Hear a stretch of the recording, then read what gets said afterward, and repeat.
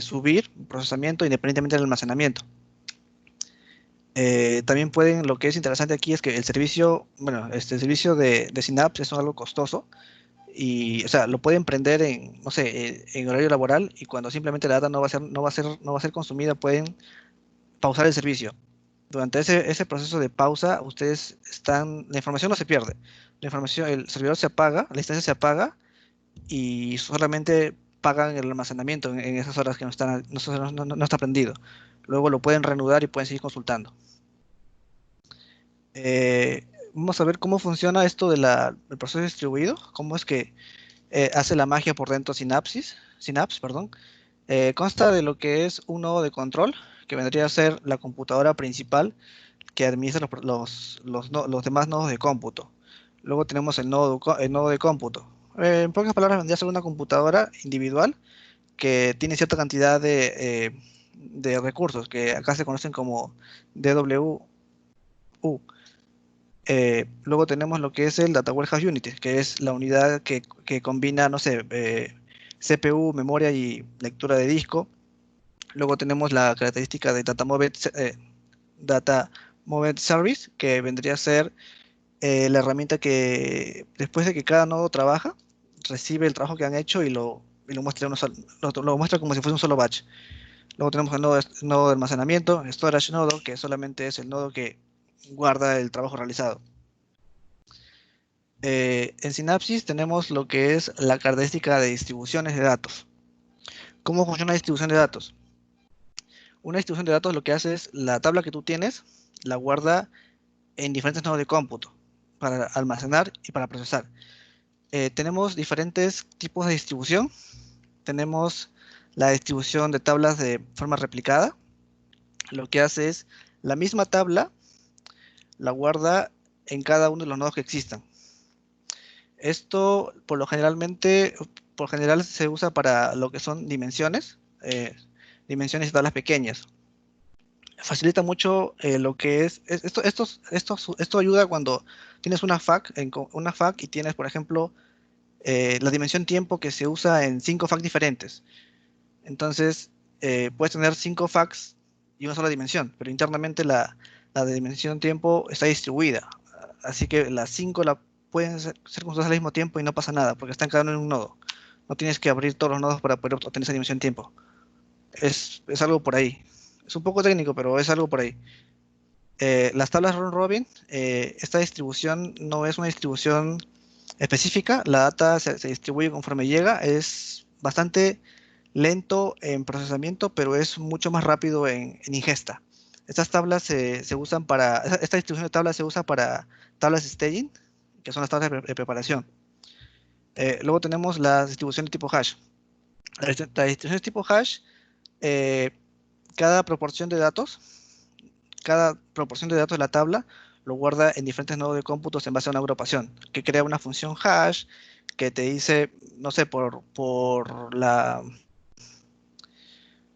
partición que hayas diseñado, va a guardar cierta cantidad de la tabla en un nodo determinado. Esta tabla es especial para lo que es las tablas FAC y para dimensiones grandes. Y la distribución debería ser realizada por la columna que hace el join con otras tablas.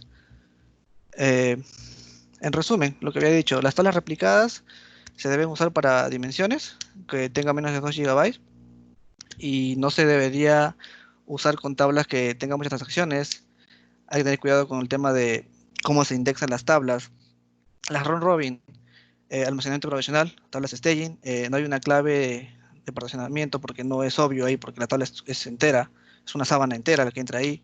Y claro, el rendimiento es lento debido al movimiento de datos. Tenemos las tablas hash, que están hechas para tablas de hechos y dimensiones grandes. Dice la clave de distribución no se puede actualizar. Una vez que ustedes ponen que la clave de distribución sea, por ejemplo, la columna categorías, luego no pueden cambiar esa condición de distribución. Tienen que volver a crear la tabla. Vamos a ver un poco, o sea, eso es cómo funciona las distribuciones para procesar información y para poder leerla. Ahora vamos a ver lo que es Polybase. Polybase es una tecnología que se empezó a ver en SQL Server en el 2016, que permite poder leer información desde distintos orígenes. Por ejemplo, pueden tener su SQL Server o su Azure Synapse que no tenga información, sea una SQL, sea una instancia vacía. Entonces, a través de ODBC, pueden entrar a leer información de SAP HANA, por ejemplo.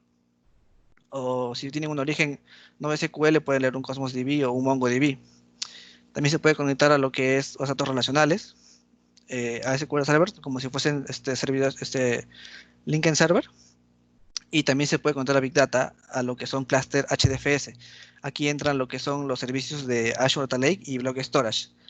Eh, Ahora vamos a ver lo que es el concepto de virtualización. El concepto de virtualización es el concepto de poder trabajar con data en un motor en el cual la data no está almacenada. Por ejemplo, tenemos un block storage, tenemos un Synapse. Entonces, nosotros en el Synapse vamos a hacer un query que va a leer data desde block storage, pero la data nunca va a ser levantada a Synapse. La data va a permanecer en el origen, que es block storage.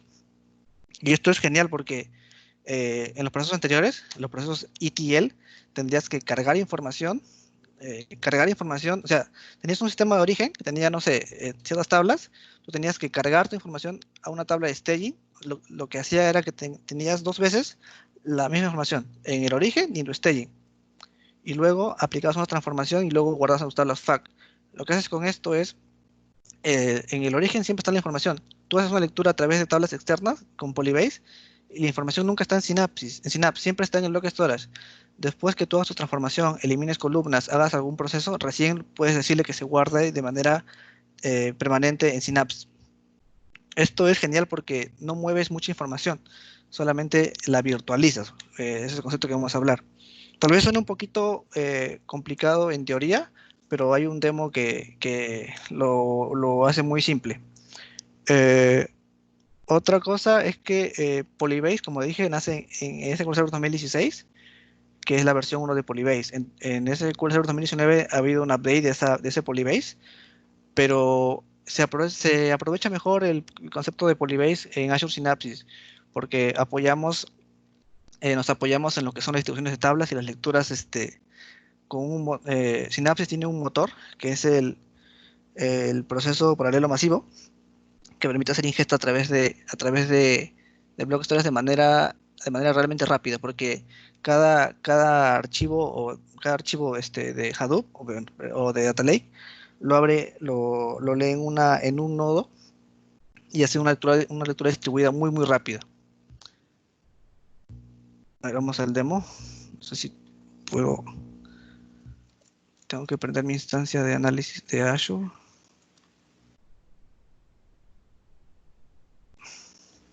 No se ve la pantalla, Irving. Se ve No, negro con tu mouse, nada más. sí, sí, ahorita voy a prenderla. Lo que pasa es que estoy creando el servicio.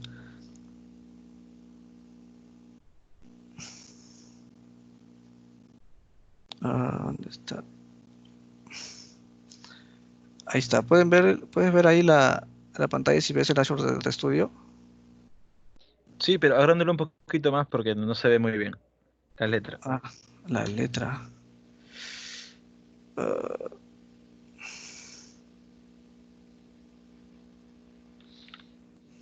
me acuerdo dónde es esto. Configuración. Mientras que voy aprendiendo también el instancia de Synapse. Ay, no me acuerdo cómo es esto. Pero no se ve nada. No, sí se ve, pero a ver, déjame ver. Déjame chequearlo. No, no, no, acá está, acá está, acá está.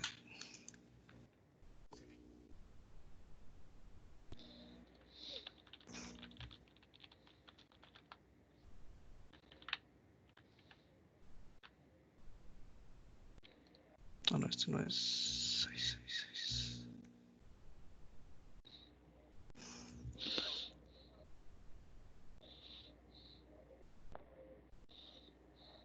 Sí, ahí está más grande. Eh, ya, lo que se hizo aquí, bueno, este es un Azure de Studio que ya está conectado a mi instancia de análisis, perdón, de Synapse. Aquí están los permisos. Eh, lo que pasa es que muestra Synapse está completamente vacío. no tiene información, no tiene nada, está nuevo. Lo que se hace es, bueno, como si fuese un SQL Server normal, se crea un usuario, se le da privilegios. Aquí no hay nada especial. Luego lo que tiene de curioso el Synapses es que puedes crear cargas de trabajo. En este caso, yo estoy creando una clasificación de carga de trabajo que es de esta categoría. Esta categoría lo que hace es esta que tienen aquí. eh, es una categoría de manera dinámica. Lo que hace es le da al usuario, en este caso el usuario de carga, le da los privilegios para que pueda usar el 70% de los recursos de la máquina. Esto es en el caso de que tuviesen, por ejemplo, un usuario de trabajo, un usuario que sea, no sé, analista y un usuario que haga las cargas de ETL. Entonces al analista le puedes dar, no sé, un recurso de tipo small que va a ocupar 25% de los recursos totales de la instancia, porque no es prioridad lo que él haga. Entonces, para la carga de ETL le vas a dar un procesamiento máximo para que el ETL no se vea afectado por los queries que hagan los analistas. Y esto es importante porque ustedes escriben este query, solamente con este query, y asignan ese tipo de trabajo, esa carga de trabajo a este usuario y crean esto, lo que es un label. Esto les va a servir para que luego haciendo consultas a las DMVs puedan hacer una auditoría de lo que realmente está ocupando esa carga de trabajo. Esta es una pequeña tabla que he sacado de la documentación de Microsoft que indica cómo se están haciendo cómo se distribuyen los tipos de trabajo a nivel de los servicios, en este caso los DW. Eh, Creo que ya levantó mi instancia. Bueno, para poder usar Polybase en Synapses, tienen que crear una clave, una master key, para poder conectarse a datos externos. Esto lo único que hace es para eliminar los archivos que tengo, para verificar que no estén creados, que ya los he borrado. Por eso el código va a fallar. Ahora, para usar Polybase, en este caso vamos a usar un data lake, bueno, un block storage que es de Microsoft, que es de prueba. La información que tiene almacenada el block storage es información taxis en Nueva York. Necesitamos aquí tres cosas. Necesitamos crear un external source que le vamos a poner de nombre, este nombre que está aquí. Lo único que hace es indicamos el tipo de conexión. Va a ser un tipo de conexión Hadoop. Lo que quiere decir es que se va a poder conectar, que el origen va a ser Hadoop, en este caso Hadoop Block Storage, que es una distribución, y le pones el URL del block storage. Con esto ya creas lo que es el origen. Bueno, dice que ya existe. Vamos a borrarlo de nuevo. Creo que me acabo de poner el servicio. Ya bueno, creamos el origen, que vendría solamente el URL desde dónde vamos a consumir la información. Luego creamos lo que es un formato. ¿Qué va a decir el formato? Que el archivo al que vamos a apuntar está delimitado por texto, vamos a indicarle el delimitador, vamos a indicarle el formato y vamos a decirle que no use el tipo por defecto. Creo que esto lo tengo creado. Bueno, creo que el ejemplo corra. Luego tenemos un segundo tipo de origen, que en este caso va a ser un tipo de origen comprimido. Es la misma lógica, que va a ser un archivo delimitado, y se indica que va a haber un trabajo de descompresión a lo que es la lectura. A ver si que todo está creado. Con esto ya tenemos el origen y el formato de la información. Aún no hemos cargado nada en la base de datos, aún no hemos cargado nada, solamente estamos creando objetos de datos. El esquema también ya lo tengo creado, va a ser un esquema para poder identificar las tablas externas con las tablas perennes. Y luego lo que necesitamos es crear una tabla, pero una tabla de tipo external. Una tabla de tipo external es una tabla que solamente almacena metadata. Solamente vas a almacenar el nombre de las columnas y el tipo de datos que tiene. Este external table se crea de esta manera y debajo de la consulta del create table external puedes darle la condición, la opción de with. Indicas qué locación va a usar. Va a ser la locación date que le hemos creado aquí arriba, que es la que está acá. Perdón, el date, la locación date vendría a ser la carpeta de bloque storage la que vamos a cargar. Vamos a usar el origen que hemos creado previamente y vamos a indicar el formato. El tema del reject type es, en este caso es valor, indica que la cantidad de registros que pueden venir corruptos y el cual la carga va a tolerar. En este caso estamos poniendo 0, o sea que al primer archivo corrupto la carga se va a detener.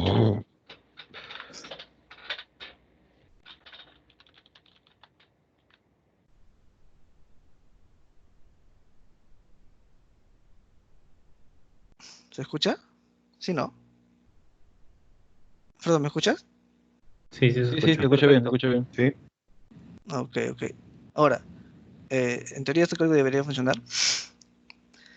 Yo le doy esto que está aquí y esto que está aquí está usando las credenciales que hemos creado, como hemos dicho, el data source no ya existe. Entonces, esta tabla no tiene información. Esta tabla que hemos creado, que está aquí, vamos a coger el nombre, esta tabla que está acá no tiene información, no tiene nada, solo es metadata. Yo a partir de esta tabla yo puedo hacerle una consulta muy compleja, como es un select from, y debería mostrarme la información que actualmente está en el block storage. Lo que hace esto es, le dice al block storage le dice a Synapsis que por favor me muestre la información que está almacenada en el block storage, pero solamente la muestre en tiempo de ejecución. Estamos diciendo que acaba de leer 5.000 registros, 5.800 registros y no los está guardando en la tabla. Simplemente me los está mostrando. Esto es importante porque en los procesos de TL, como dije hace rato, la información se duplica, se carga dos veces. Se tiene una vez en el origen y una copia exactamente igual en la tabla de preparación. Con esto podemos hacer que en este segundo proceso asuman, perdón, que solamente necesitan el ID y la fecha. Entonces, a través de red solamente van a cargar dos columnas y todas las demás las van a obviar. Esto es como un pequeño select o sea, y lo importante es que pueden hacer sus ETLs a través de queries, porque la información ya la leímos del block storage y ya la tenemos. Aquí yo podría hacer, no sé, diferentes conversiones o quitar columnas o cambiar el tipo de datos y hacer un select into y crear mi tabla de destino. Y ya tendría la tabla, o sea, ya tendría la tabla de block storage en mi Synapsis y a partir de ahí podría conectarla a lo que sea. Bueno, ese es esto solamente es la tabla externa. Ahora necesitamos crear más tablas externas para el tema del ejemplo. Tenemos una segunda tabla externa, que es lo mismo. Identifico la metadata, que vendría a ser igual a la que está en el block storage. Indico que en este caso va a ser una segunda locación, un segundo fichero, que va a ser geografía, y la cargo. Vuelvo a repetir que en este proceso la data no está en Synapse. Bueno, creo que todos los ya existen. Otra cosa que mencionar aquí es que la información se recupera en tiempo de ejecución. Si yo añadiese, no sé, a esa locación de block storage un registro más, no tendría que hacer ningún otro proceso, solamente tendría que volver a crear, perdón, si por ejemplo en fechas añadieran en ese block storage un archivo más con fechas, yo solamente tendría que volver a hacer el select from date. No tendría que volver a crear tabla externa, porque ya están linkeadas. Es como montar un archivo en Databricks. Es lo mismo, disponibilizas ese archivo para que solamente registrándolo una vez ya sea reutilizable para todos los procesos solamente llamando tabla externa. Es como decir que creas un objeto de base de datos una vez y a partir de ahí solamente la haces referencia y haces todo el trabajo por ti. Ahora, bueno, ya creamos la tabla externa. Bueno, esto está creado. No, esto todavía me falta crear. Bueno, y así hacemos esto con las demás tablas externas que nos están faltando. Listo. Una vez que tenemos las tablas externas, ya vimos que las podemos consultar a través de queries. Esto es el primer paso. Una vez que tenemos las tablas externas, necesitamos almacenarlas en tablas de preparación. Como había dicho, tenemos las tablas tipo distribución round robin. ¿Cómo cargamos esta información? Es simple. Hacemos un create table, ya no es external. Le indicamos el tipo de distribución y luego hacemos un query a la tabla externa. Con esto nos aseguramos que esta tabla externa, esta información de con esto nos aseguramos, perdón, que la información de block storage se ha cargado una tabla perenne utilizando una tabla temporal.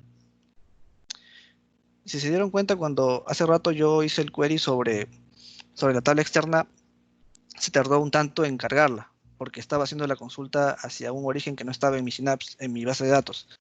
Ahora yo cambio la consulta a una tabla que ya hizo el trabajo de cargar y está en Synapse. Simplemente hago esto y la consulta es mucho más rápida porque ya no va al bloque storage a pedir la información, sino que la información la tiene en el mismo Synapse. Entonces, acá tampoco el objetivo es volver a crear la misma tabla. Como dije, aquí podría haber yo hecho un select, podría quitarle las columnas, quizás solamente dos, tres columnas, y tendría en el bloque storage la tabla original para que un científico de datos o alguien más la pueda utilizar, y para mis usuarios de negocio, a mis tomadores de decisiones, yo solamente doy dos columnas las que les importan a ellos. Esto es importante porque no altero el origen, dejo el origen tal y como está para trabajos posteriores, y si en algún momento me piden, oye, ¿sabes qué? Me faltó los días. Simplemente altero esta fracción de código y ya tengo la columna que no cargué antes. No tendría que volver a hacer un ETL, volver a cargar la información que no cargué. No, porque la información original se guarda en un sitio y aquí solamente vamos a guardar lo que necesitemos. Y lo mismo con las demás tablas. Nos ponemos a cargar las demás tablas de tablas externas a tablas perennes. Todos van a ser round robin. Creo que este código ya lo tengo procesado. Bueno, a todas las tablas le hemos creado un label, que es una etiqueta que va a indicar el estado de la tabla, lo que ha pasado con esta información y cómo se ha llegado a crear. Entonces, nosotros vamos a poder correr un proceso, un query sobre una CMV de sistema, una vista de sistema, y vamos a decirle que por favor busque los labels que hemos creado, con los labels que los hemos creado. Y aquí me va a decir cuánto tiempo, o sea, no corre. Es que esto ya lo corrí voy a borrar una tabla, solamente para que vean el proceso.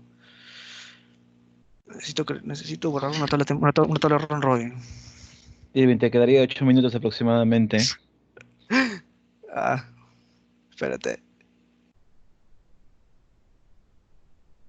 No, los drops están por arriba. Este.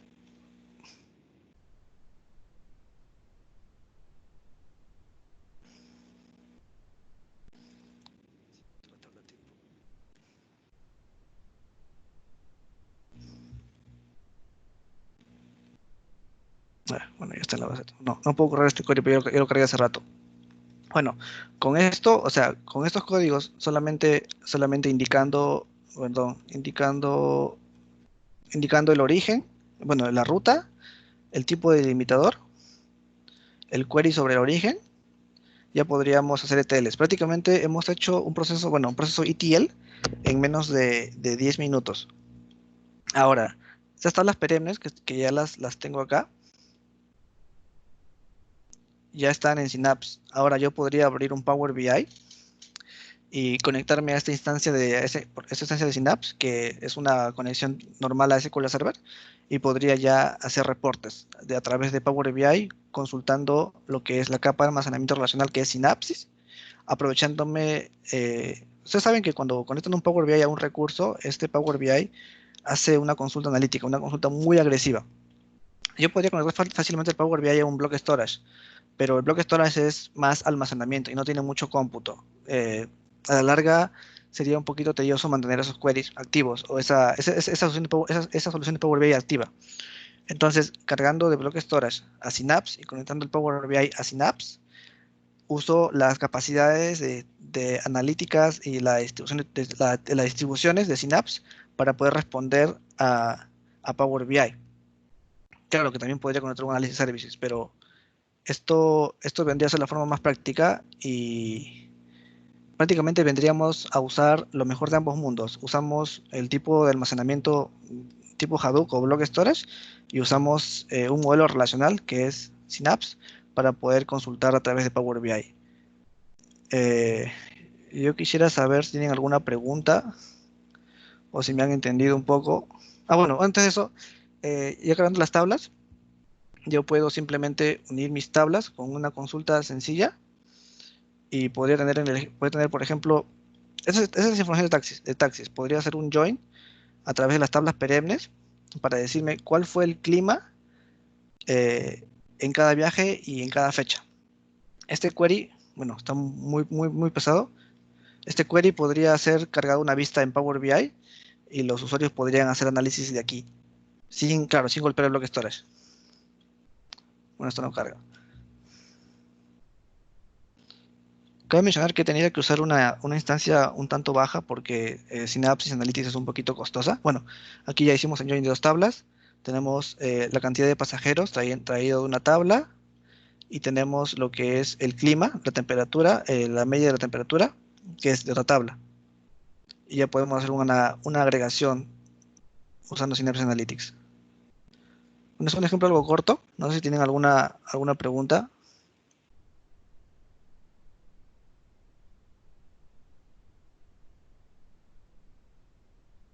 Tienen una consulta, utilicen el micro, no hay ningún problema.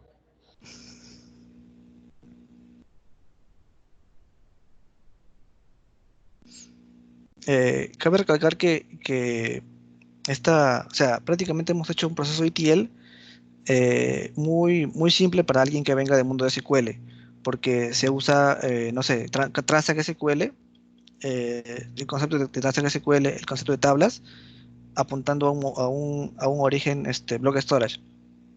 Creo que es la forma más práctica de comenzar a hacer esto, porque los que ya tengan conocimientos en SQL Server lo van a ver mucho más intuitivo que alguien que intente, no sé, tal vez aprender Databricks, intentar hacer algo en Scala, algo en Python. Claro, es un poco costoso, pero es una solución muy rápida y muy potente.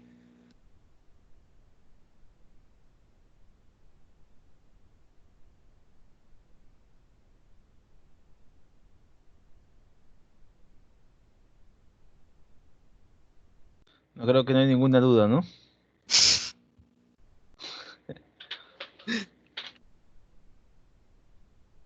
No, parece que no. Ya, pues, Sirvi, muchas gracias más bien por la presentación. Ya, muchas gracias. Nos vemos. Listo, hasta Gracias. luego.